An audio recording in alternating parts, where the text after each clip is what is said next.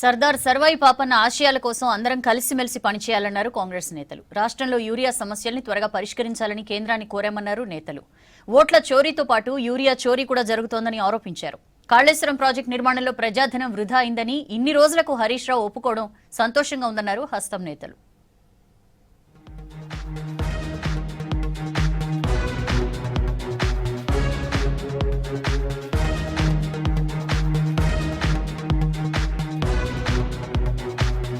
BC కోసం పోరాడిన మహానీయుడు సర్వాయి పాపన్న అన్నారు PCC chief Mahesh Kumar Goud.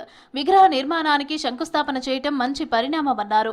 CM Revanth ను తాము బీసీ నేతగా భావిస్తామన్నారు. సర్వాయి ఆశయాల నెరవేర్పు కోసం అందరూ కలిసికట్టుగా పనిచేయాలని అన్నారు మహేష్ కుమార్. సాహసానికి ధైర్యానికి ప్రతీక సర్వాయి పాపన్న గారు. ఇప్పుడు కాదు అప్పుడు కాదు 1650లో సాంకేతిక పరిజ్ఞానం లేని రోజుల్లో ఆటవికత వెజ్జరులుతున్న రోజుల్లో ఒక పూరింట్లో పుట్టి తన సాహసాన్ని నిరూపించుకొని భువనగిరి కోటే కాదు ఔరంగజేబు అడ్డా అయినటువంటి గోల్కొండ కిల్లాని ఛేదించినాడంటే ఆయన సాహసం ఎలాంటిదో ఇవాళ దాని గురించి ఆలోచిస్తే మన రోమాలు లేచి నిలబడతాయి. ఢిల్లీలో కేంద్ర మంత్రి జేపీ నడ్డాతో సమావేశమయ్యారు తెలంగాణ కాంగ్రెస్ ఎంపీలు మల్లు రవి, రేణుకా చౌదరి, గడ్డం వంశీకృష్ణ, చామల కిరణ్, అనిల్ యాదవ్. తెలంగాణ రైతాంగం ఎదుర్కొంటున్న యూరియా సమస్యను త్వరగా పరిష్కరించాలని వినతిపత్రం సమర్పించారు.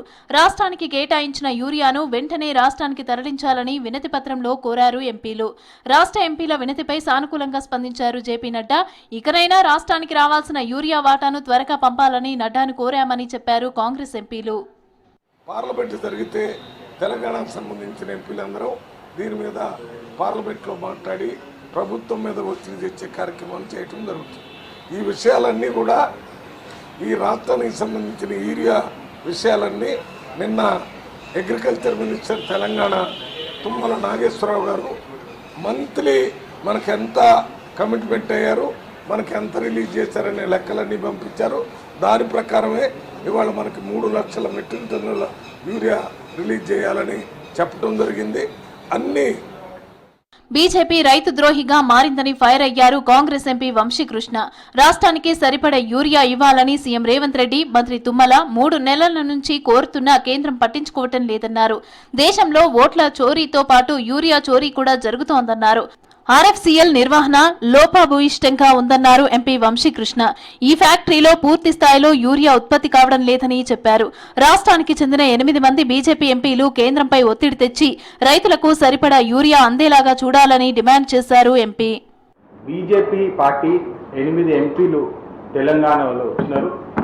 ఓట్ చోరీ జరిగిందేమో కానీ యూరియా చోరీ అయితే ఖచ్చితంగా జరుగుతుందని మనం స్పష్టంగా తెలుసుకోవచ్చు. ఎందుకంటే మీరు చూస్తున్నారు, అప్పుడు ఆర్ఎఫ్సీఎల్ మూతపడిపోయినప్పుడు డాక్టర్ వివేక్ వెంకటస్వామి గారు అప్పుడు ఎంపీ ఉన్నప్పుడు 10,000 కోట్ల రూపాయలు అప్పుడు మన్మోహన్ సింగ్ గారితో మాట్లాడి ఒత్తిడి పెట్టి రుణమాఫీ చేపించి మళ్ళా ఫ్యాక్టరీ స్టార్ట్ అయ్యేటట్టు కృషి చేసినారు.